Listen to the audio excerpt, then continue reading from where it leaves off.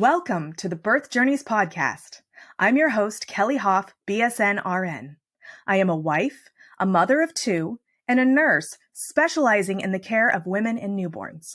In this podcast, we will share powerful journeys of birth givers with the goals of lifting the veil on the birth experience, healing through sharing, and beginning an open conversation to strengthen trust and promote transparency between birthing people and healthcare providers. Hello! Today I have with me Ashley Martin. Ashley is a mother of one from Southern Missouri. She gave birth to her daughter in 2020 at 24 weeks and 4 days after being diagnosed with PPROM and incompetent cervix at 23 weeks. Her daughter spent 104 days in the NICU. From her experience, she created the NICU Notebook to help families process, track, and remember their experiences in the NICU. Ashley, welcome, and thank you so much for joining me. Hi, thank you so much for having me. I'm excited to be here. I am excited to hear the full story. I've heard little snippets, but I want to hear your full experience, and I think your experience will really help other moms that are either going through the experience or may know that they're going through something similar in the future. It's a roller coaster, so I'll take you along the ride with me. I got pregnant in March of 2020. Super excited. It was a planned pregnancy. Everything was going great. 6 weeks rolls around. I started bleeding. So we didn't really know what to do. First pregnancy. Of course, what do you do when you're pregnant and you're bleeding and you don't know what you're doing? Headed to the emergency room. And of course, the big March of 2020, COVID lockdowns were beginning. So I will never forget having to do this on my own. My husband, we weren't married then, but we are now. We got to the emergency room. I walked through these sliding doors alone. To my right is the emergency room. Straight in front of me is this heavily pregnant woman. So excited. Husband carrying a car seat, heading to labor and delivery. And I'm going to find out if I'm still pregnant. That was a little bit more of a punch in the gut than I could handle. So I broke down. Nurse came to me, asked what's going on, told her, got checked in. We found out it was a subchorionic hemorrhage.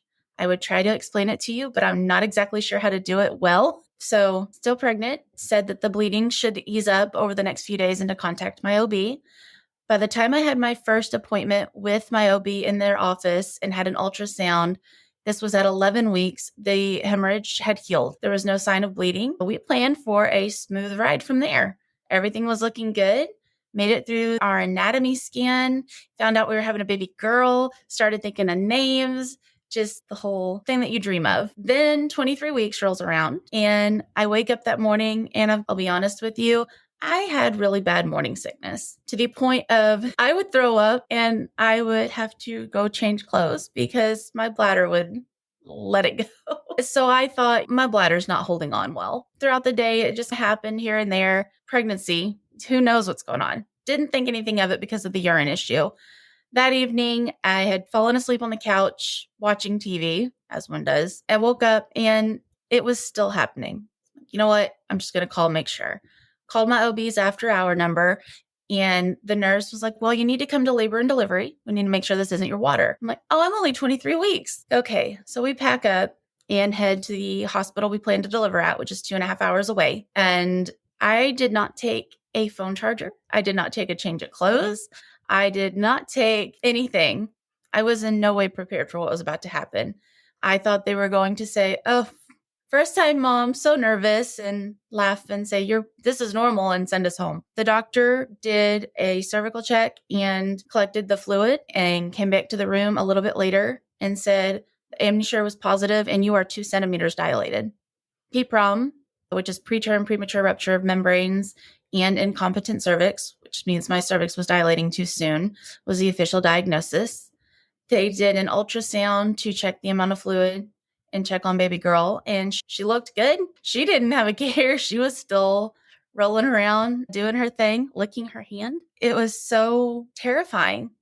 Our world just stopped. When she came in and said that, it just stopped. I felt sick. He felt sick. What do we do? So, of course, I was immediately admitted to labor and delivery. I was put in a position where my butt was higher than my top half and given antibiotics to try and ward off any infection that may have began since my water had been broken, and steroids for baby girl's lungs. since they would be so underdeveloped. And we started talking statistics and chances of survival, possible outcomes, including disabilities that she could have. It didn't feel real. We stayed in labor and delivery for, I think it was 48 hours. And when they realized she's not going into labor right now, they moved me to PCU, and my OB came in. You know what? We're aiming for 11 more weeks. The plan was for me to stay in the hospital for 11 weeks. And when I realized I'm not going home pregnant, it was heartbreaking. I had just a week or two before started to feel her move, and I didn't know if that was fixing to come to an end or what was going to happen. So I got to hang out in the hospital by myself because in PCU with COVID lockdowns, visiting hours were 2 hours a day, one person, one time a day. So my husband would come in, we'd spend time together, and then he would have to leave. And the rest of the time, I was isolated, except for when the nurses would come in to check vitals, listen to me cry, and try to be as reassuring as possible. They were amazing. I love those ladies so much. Then 10 days passed, and the morning I turned 24 weeks and 4 days, I started having contractions. They were very infrequent.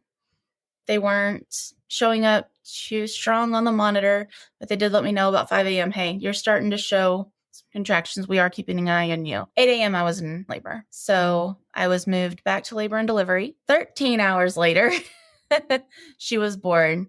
The birthing process, though, with a baby that small, it was weird. I stalled at 6 centimeters for a long time. And the NICU team's outside waiting, ready for the word. And my OB, who was supposed to be delivering her, had to leave. So I had this doctor I didn't know coming in. I couldn't have even told you anything about her after the fact because I was so caught up in what was happening with our daughter. They wanted to take me for a C-section though.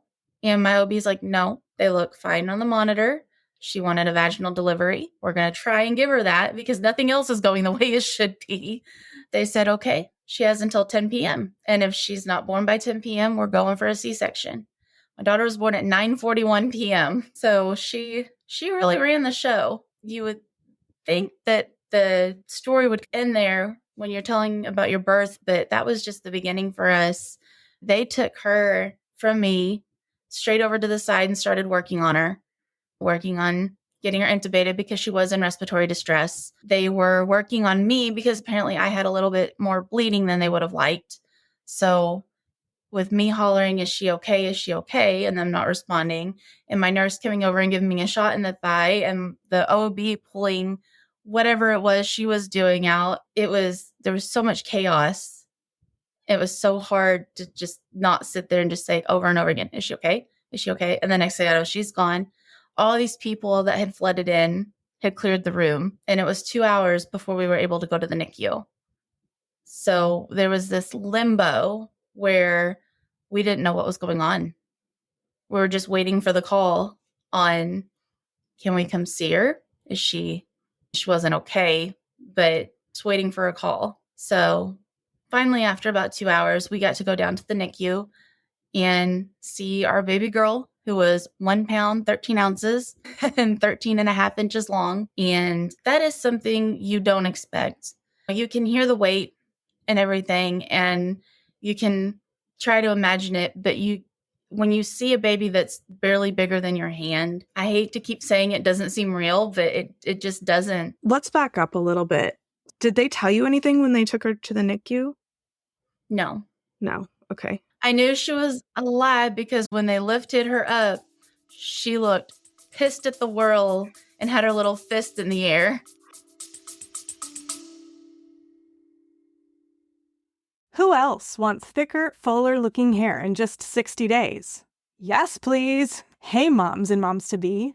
These products have truly made a world of difference in my life, and they could do the same for you. At first, it seemed too good to be true, but Monate's products are clean, vegan, anti-aging hair care that follows the world's strictest guidelines for safety. Did you know that the European Union has banned or restricted more than 1,300 chemicals, while the US has only banned 11? I'm passionate about finding effective products that help mamas feel safe, and these products fit the bill perfectly. If you're navigating those postpartum hair changes or just want to improve your scalp health, I have the perfect solution for you. Monate's IR Clinical line has been a game changer for me. Let me tell you, the results are incredible. The viral hair serum has significantly improved my hair density and thickness. Even Oprah Daily recommends it. When used with the patent-pending breakthrough hair care system targeting hair thinning, this dermatologist-created and clinically tested system works wonders. Here's what you can expect. It reduces hair fall by up to 92%. It boosts scalp health. It contains essential ingredients to support natural hair growth. And it shows noticeable results of thicker, fuller-looking hair in as little as 60 days. Imagine what your hair could look like in 60 days. Thicker, fuller, and healthier than ever before.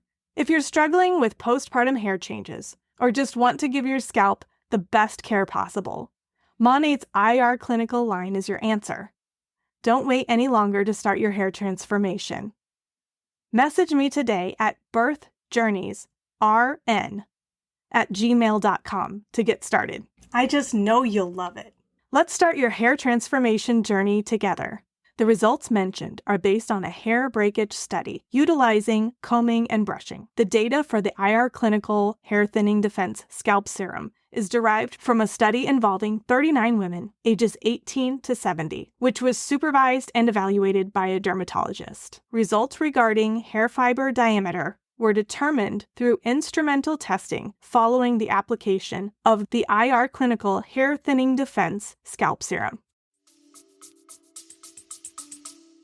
That's a good sign. And this all happened during COVID. So I would imagine that played into some of the restrictions because often they will either let the partner go up earlier, or if the baby is stabilized, the partner can come up for a few minutes to see where the baby's going, and then they get the baby settled. But I would imagine that COVID played into that. That, and with her being the size she was and everything, I know they had to work on her, get her intubated, get those lines in. I think they had issues getting her lines in her umbilical. That small, that's really hard. And then you said that you hemorrhaged and that they had to take something out of you. Did they ever say that it was like pieces of the placenta? I don't know. And I don't know if they actually called it a hemorrhage. I just know the bleeding was a little heavier than they would have liked. And they gave me a shot. I think it was to prevent it from getting that far. I couldn't find anything in my medical records other than the name of the medicine. Was it Methergin? I honestly don't remember. Okay. I just know she said, move your hand and give me a shot in the thigh. And I didn't even think about it until later on what was that? Unless it wasn't a natural, like you had an IV and everything, right? Because that Pitocin. Yeah, I had an epidural. Okay. And Pitocin, yeah. Yeah. So Pitocin we can give through the thigh if you don't have it already going through your IV. But probably if they said that you're bleeding a little bit more than they wanted, they probably give you a shot of Methergin that helps your uterus get smaller so that it closes down on those blood vessels where the placenta was. Either they're putting a little bit of traction on the placenta to help the placenta come out. Sometimes they'll do like a manual sweep of the uterus. So they'll put their hand inside and try to get any pieces of the placenta that may have adhered to the uterine lining or just aren't coming out. So they didn't have anything like that in the medical record. It was as straightforward, and the placenta was sent off to pathology. And okay, who knows? I don't know. I just know she was going to work doing something, and trying to get all the things out. Yeah. I wasn't worried about that end when she was. Yeah, you're like, I don't care. Hemorrhage? What's that? What you gonna do? What's going on with my baby? So then you had a 2-hour recovery in labor and delivery, and then they allowed you to go to the NICU to see your baby. Did you go on the way to postpartum? Yes, they took us down to the NICU first and then took us up to postpartum, which I can tell you that's where some real hard memories that I can tell you about. Was it in postpartum? Yeah. All right, let's fast forward to that and then we'll talk about your NICU experience. One of the hardest things about being in postpartum was when you have your baby downstairs in the NICU and you've just given birth, you're still on the same floor with everyone who has their babies with them. So next door, there was a family with their baby who was crying. And then there's me and my husband in our room, no baby, but that baby would cry and I would just lose it because it was so unnatural because there was no bassinet. There was no baby. My milk wasn't coming in. I was just fumbling with a breast pump, bawling as this baby next door would cry. Every little bit, it just kept happening. And then there was this older woman came in to take my vitals. And I think I scared her. She came in and was putting the blood pressure cuff on and the pulse ox. And she looked up at the board and said, "Oh, a baby girl. How much did she weigh?" And I said, 1 pound, 13 ounces. And she got silent. She took my blood pressure. She took the pulse ox off. She checked my temperature. She rolled up the blood pressure cuff and put it on the cart and said really low, "Is she okay?" I don't know. And she left and I never saw her again. It's like she came in, but she didn't catch on that there wasn't a bassinet or a baby in the room. And it didn't hit me until later on how strange of an interaction that was. It did not strike me in the moment of that was awkward. After we came home, I was thinking back about the experience and it's like, how did she not notice that? Sometimes they go to the nursery though, so she may not have known. That sounds like one of the techs because they come in to take your vitals and don't always get that information, but that is something of note. So sometimes we'll put like little notifications on the door saying what's going on. NICU family would be a good notification. Yeah. Loss in NICU would be a really good. Yeah, we usually do put a green sticker up. Yeah, they stay on labor and delivery usually because there's no reason. I don't know about every hospital, but there's no reason to send a lost family up to postpartum. NICU families are a little bit in between because most of the time the hope is that the baby will reunite with the family. But yeah, I mean, I wish there was a better way, a bridge where it's maybe the family stays in the NICU. Between the... Mm-hmm. Yeah, that's so hard because essentially you're going to stay there for a couple days and then you would be able to go be with your baby after that. So I don't know that hospitals, everything's about money, right? So probably the infrastructure to be able to develop a whole combined unit for NICU families and then the staff. I did see there is a hospital. I can't remember which one it is. They're starting to put a postpartum room connected to a small NICU room. Wow. I saw that on Instagram and reshared it. I was like, that is incredible. That is incredible. I don't know. Because once you're discharged, I don't know how you would get to stay. You can't just live for 104 days in the... Probably they would just... move rooms. Yeah. Yeah. I don't know.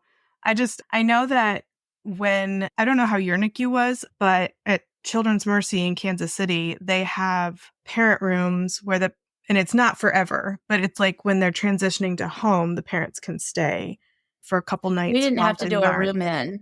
Oh, okay. Did they have that option if necessary? There was a little hard fold-out couch thing that we were allowed to stay on. And at the one in the second NICU we were at, the first one you weren't allowed to sleep there.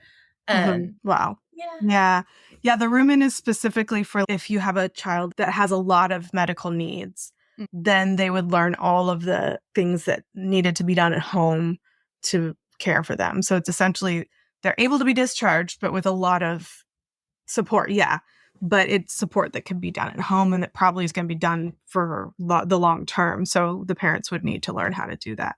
But yeah, there should be some sort of in between. It is so unnatural to be separated from your baby, especially when you're recovering. I think part of recovery is that bonding with your baby. I mean, the hormones that are released by having your baby close are part of the healing process.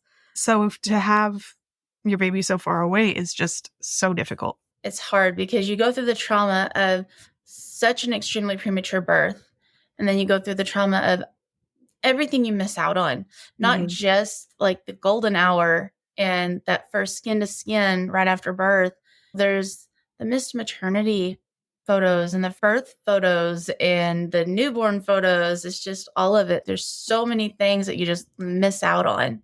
Mm-hmm. And then you're on postpartum and again, you're missing out on those first moments. And also, like, I'm thinking about in labor and delivery, when someone delivers, those first 2 hours, we're just making sure that you're medically safe. It's not always set up for your emotional well-being. Not at all. Not that the hospital did anything wrong. We had an amazing staff, but I don't think that wasn't the priority in the moment. Mm-hmm. It was making sure you make it through this. Yeah. And just as a labor and delivery nurse, I can say the protocols are not conducive to emotional well-being of the patient.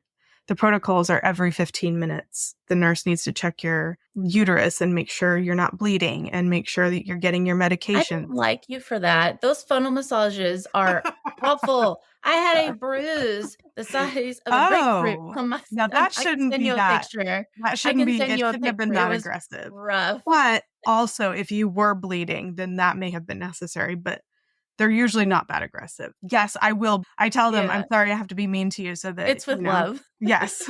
And I've worked labor and delivery, postpartum, special care nursery, maternal fetal medicine. I've worked in all those areas.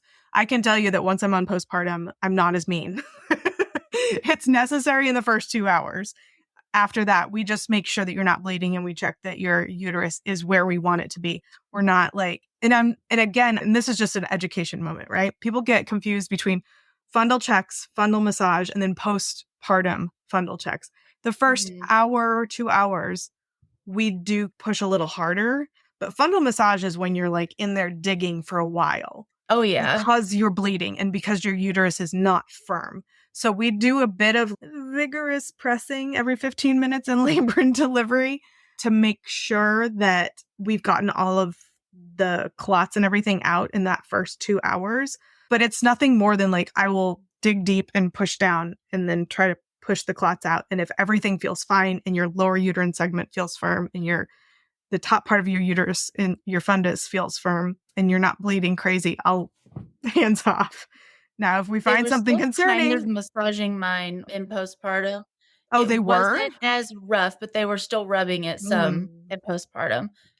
It wasn't as aggressive.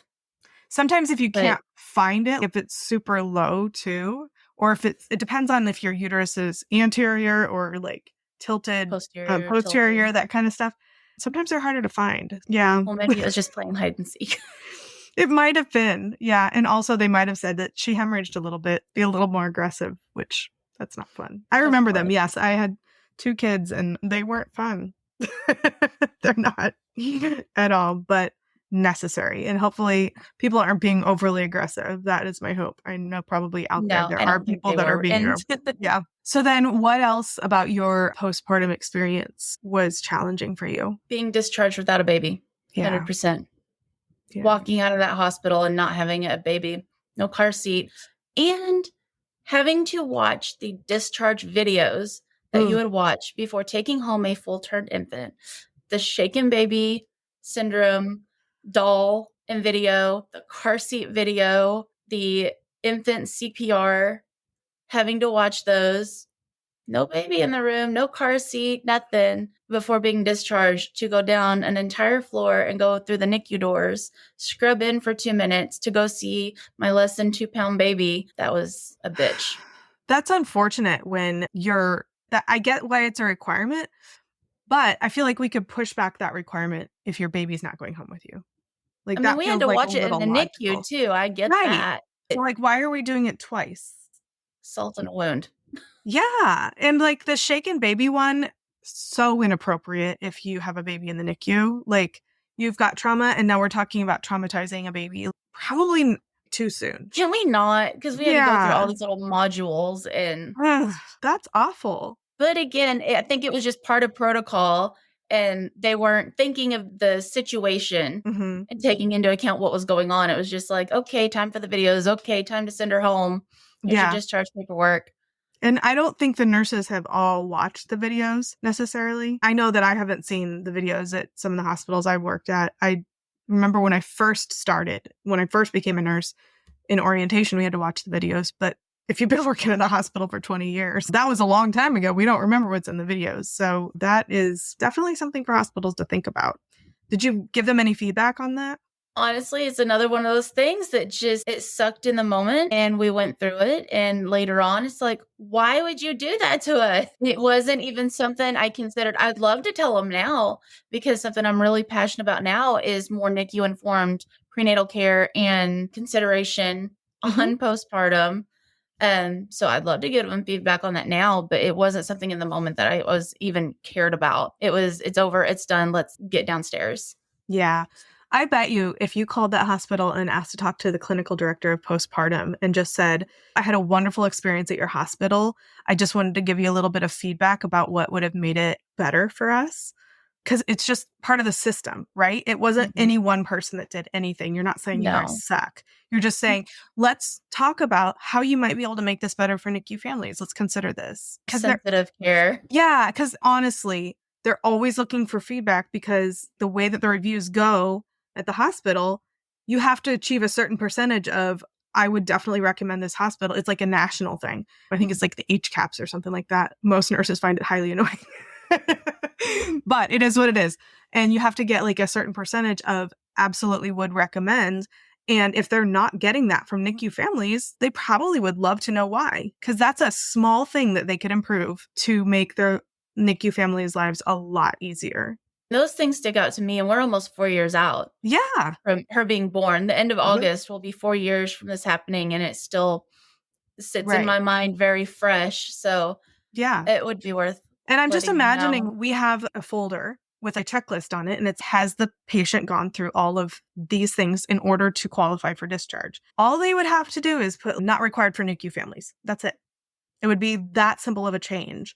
But if nobody's brought it up to them, then they wouldn't know. No idea. Yeah.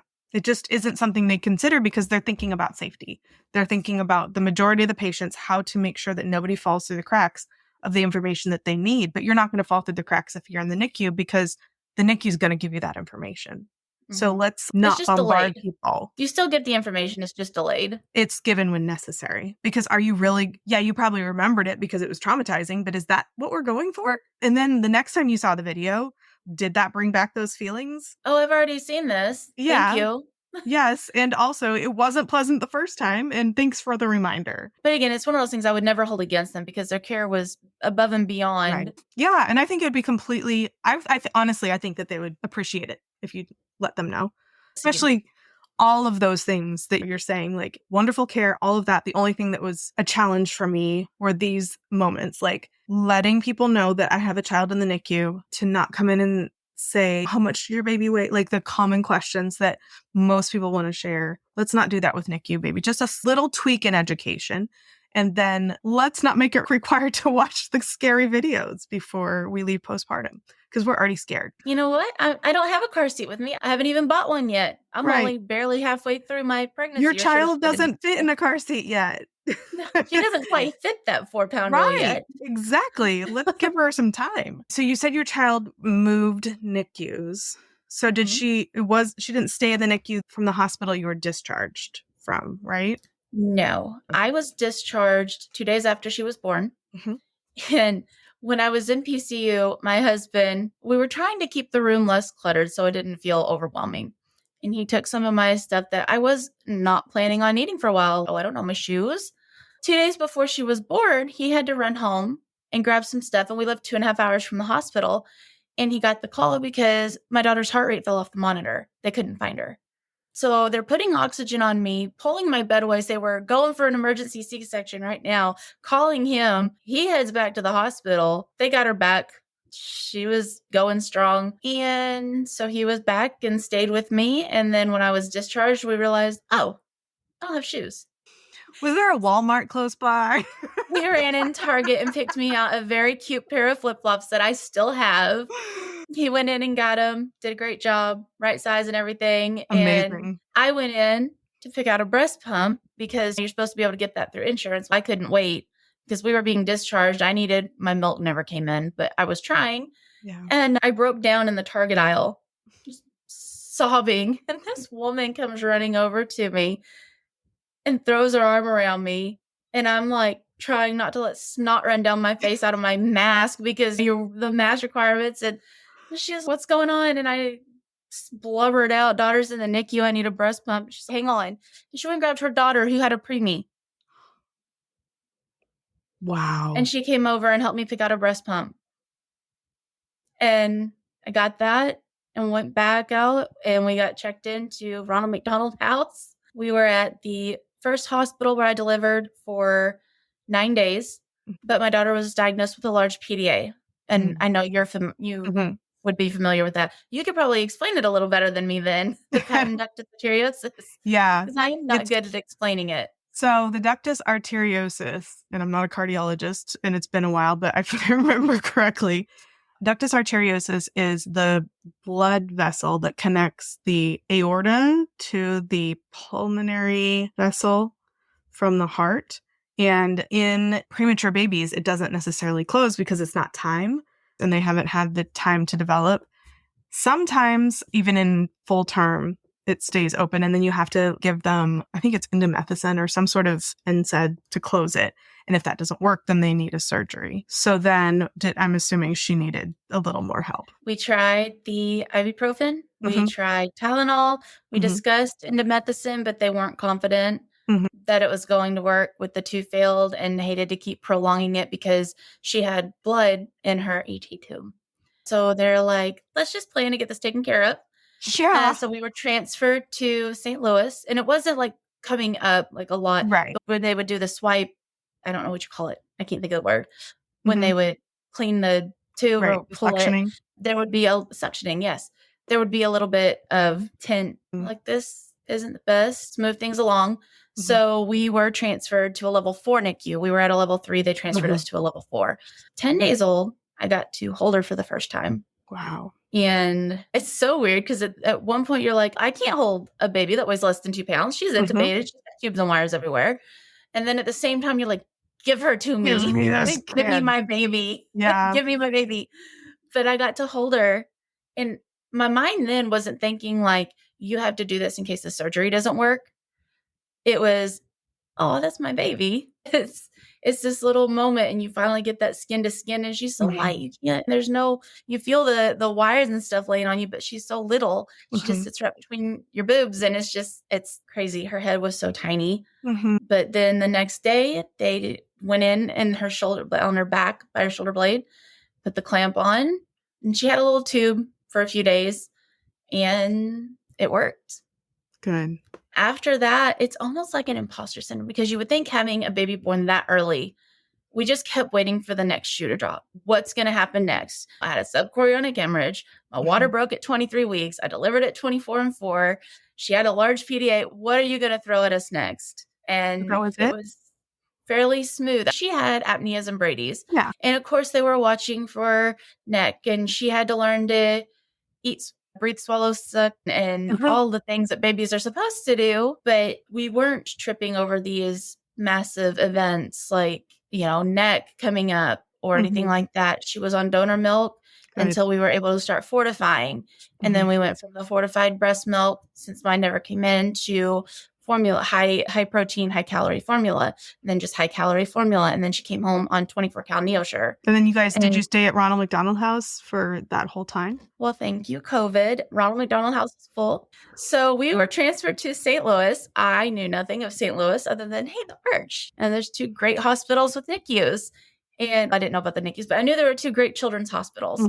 We're transferred up there. The night we get there, it's after midnight. She's tucked in her little isolette. It's late. Those lovely couches that pull out the little hard, they just fold down. They're plastic.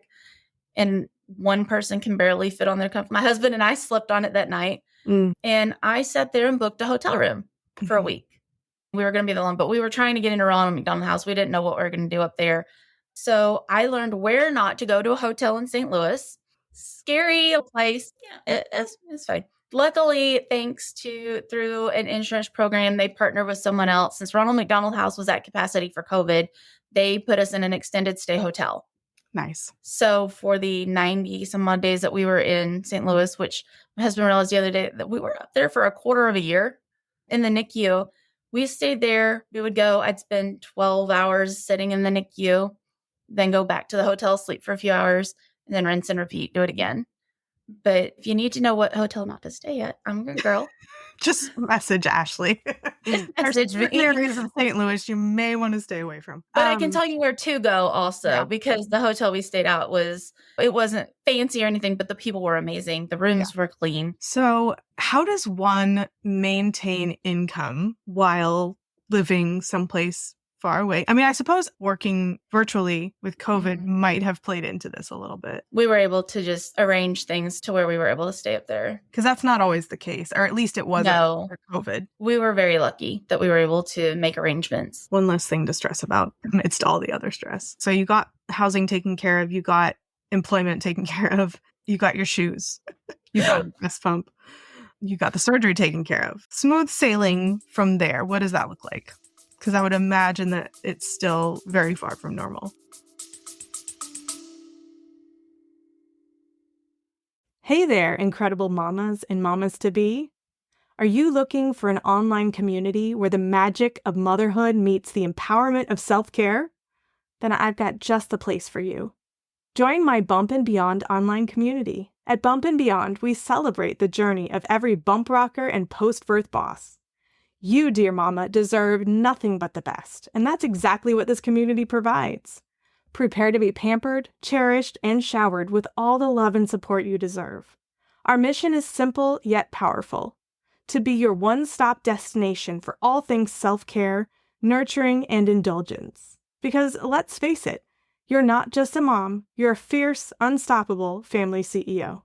At Bump and Beyond, I search the nation for mamas who are passionate about helping other mamas like you become the most successful version of yourself during your motherhood journey.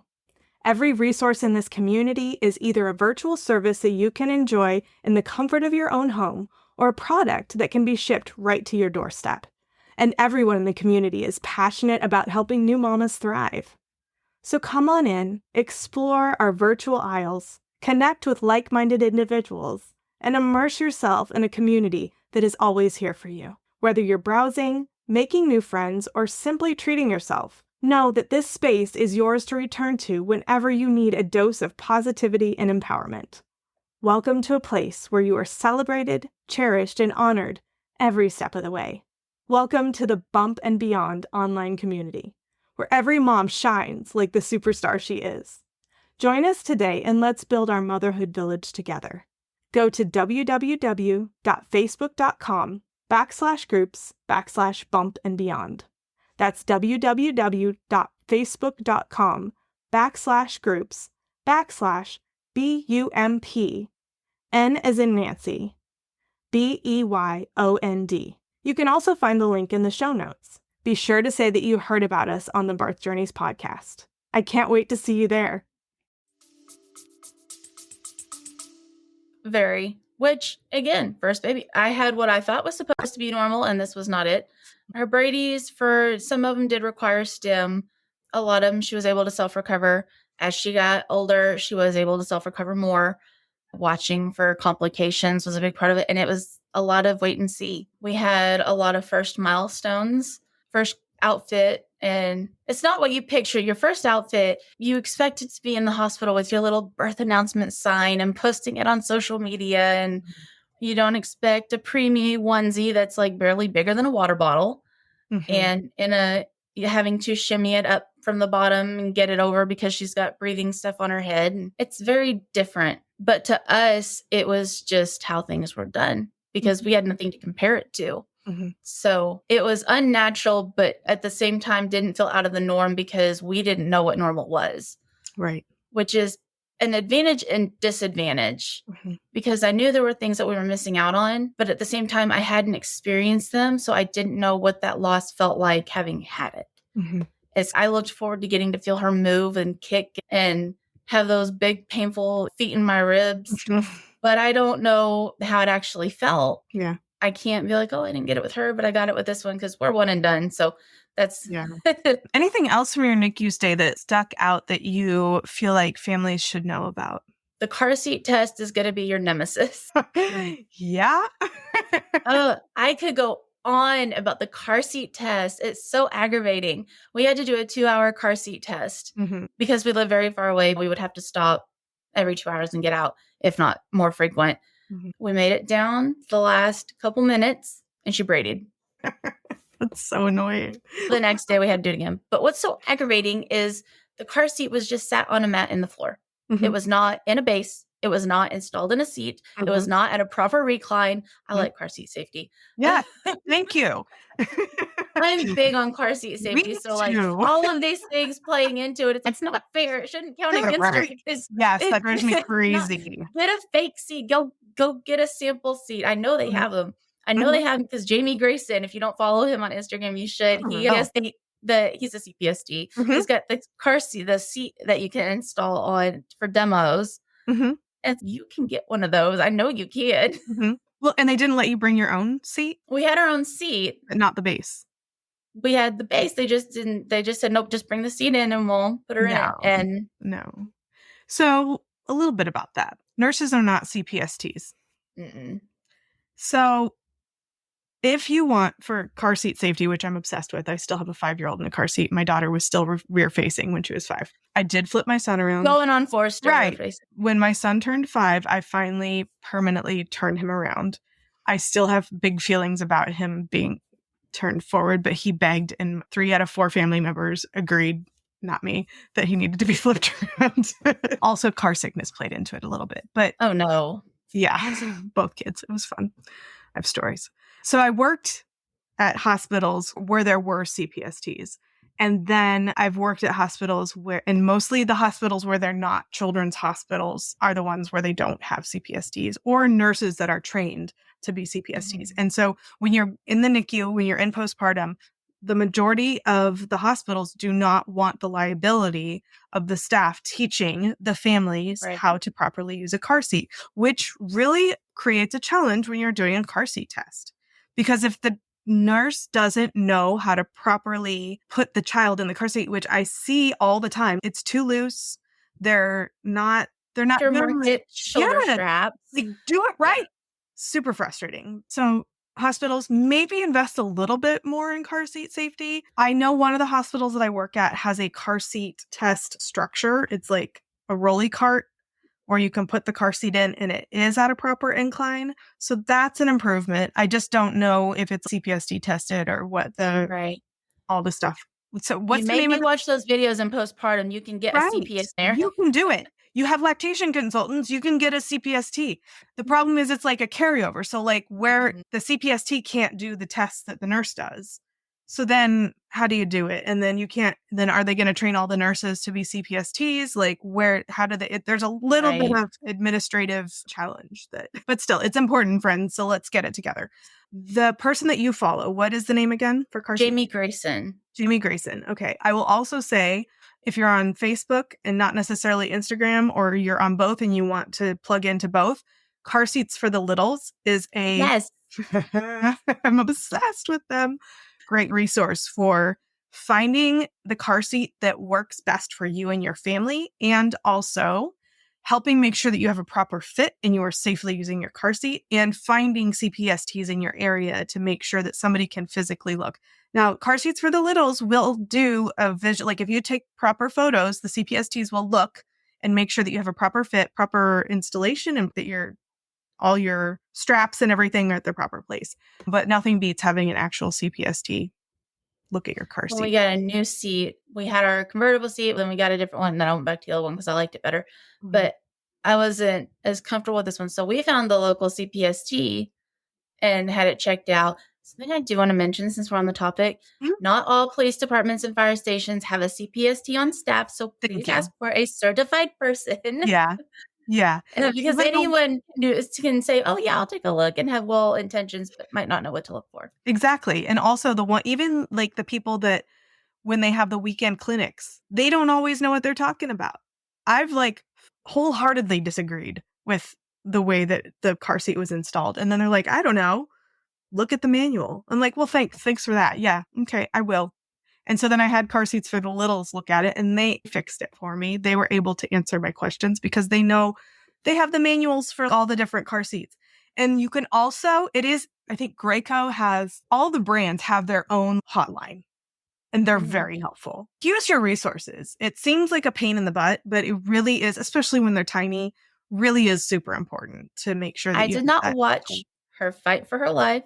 Right. To not strap her in good. Yes, we're not going to make the car the reason that my baby didn't make it. And it's not even that. It's also that most people don't understand and this is part of my obsession, until the child is 6, their cervical spine is not fully developed. If you do have an accident, even at not the highest speed, just depending on the impact, you could have severe cervical spine injuries if the child isn't correctly strapped in, depending on their age and their cervical spine development. So it's important. So now that we've gone off on like the longest tangent. I don't know how interested people are going to be in our car seat tangent. You know what? I don't care because they're not our friends. Did we just become best friends? I think we did. I think now we're besties. Whenever I find somebody that's passionate about car seats, I'm like, oh my gosh, sit down with me. So the car seat test in the NICU, how many times did that happen before your... Twice. Just twice. We did it. And then the next day we did it again and she did it. It worked out. Some people, if it's not successful too many times, they do a car bed. Our big thing was the 5-day countdown on the Brady's that really hung us. Yeah, it's a process. It's a process to make sure that your child doesn't need to be monitored 24/7. And also so anxiety provoking for families to take home a child that has just passed those tests. After our Brady count reset a couple times and they decided, you know what, we're just going to take her off for a few days and give her a break. We started the countdown again, 5 days. She made it. I'm like, I'm not going home without a monitor. So push and push, got a monitor, went home. About 10 days later, we were back in the NICU because she had an apnea episode. Like, I told you. Yeah. But we had gone home 5 days before her due date. So we escaped and then we were back. And that was only a couple nights. She was good. Eventually got off the monitor. She only had it for another 2 weeks. And that was it on that. She came home, no feeding support, no respiratory support, but push for the monitor. Right. If you need it, you would think you'd be ready to escape the monitors, but at the same time, it's like, nope.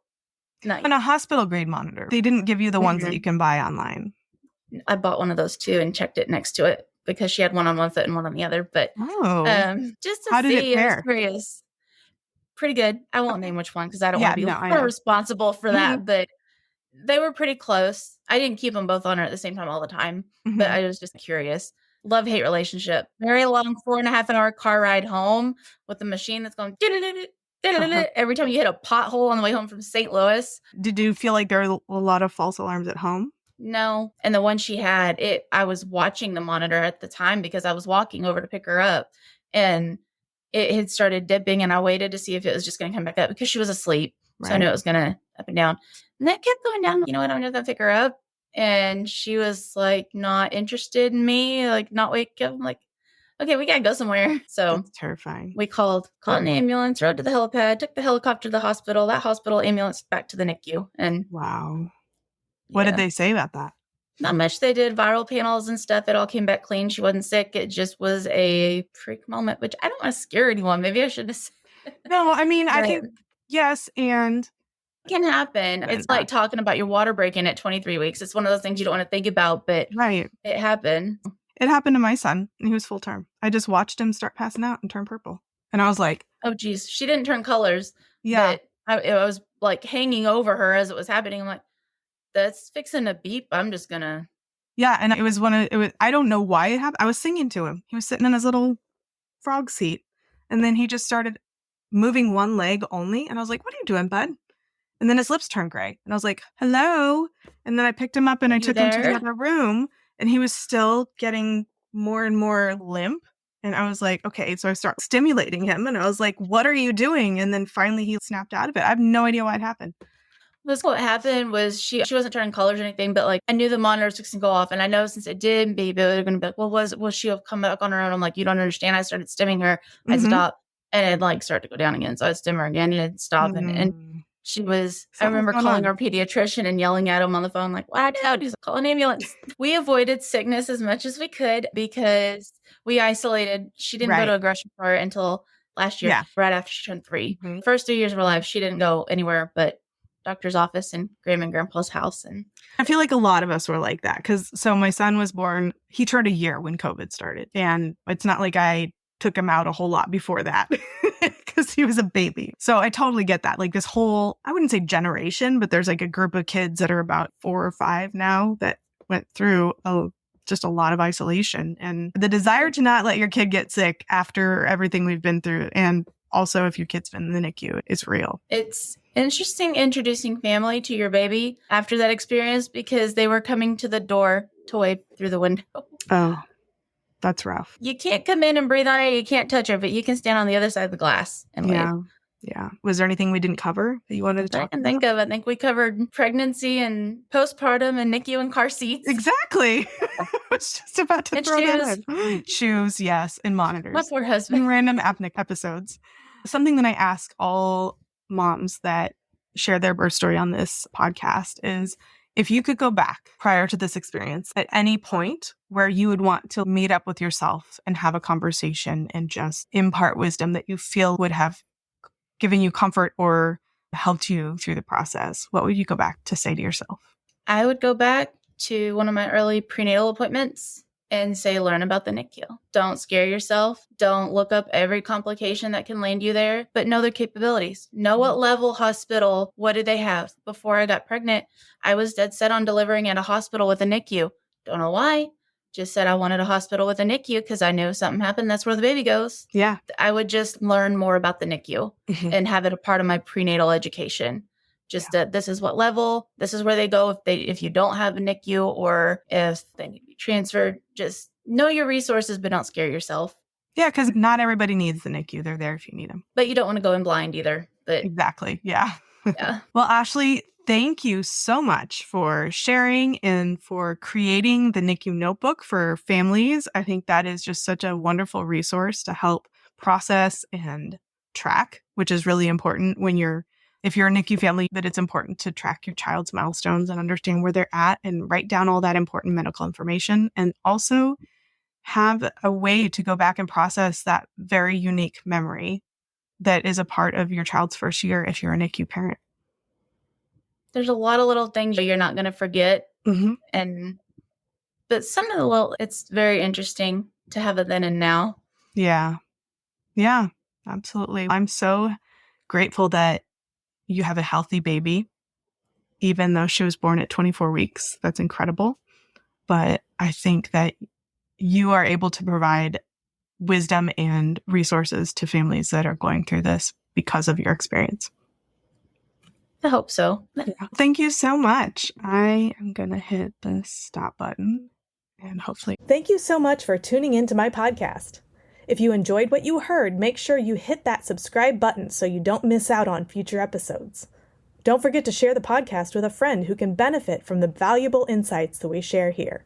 And if you could take a moment to leave a 5-star rating and review, it would mean the world to me.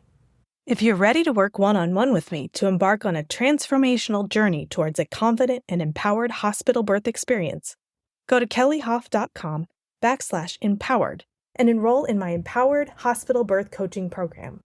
Together, we'll create a roadmap to a birth experience that you'll cherish forever. That's KELLYHOF.com/empowered. Let's make your birth experience extraordinary.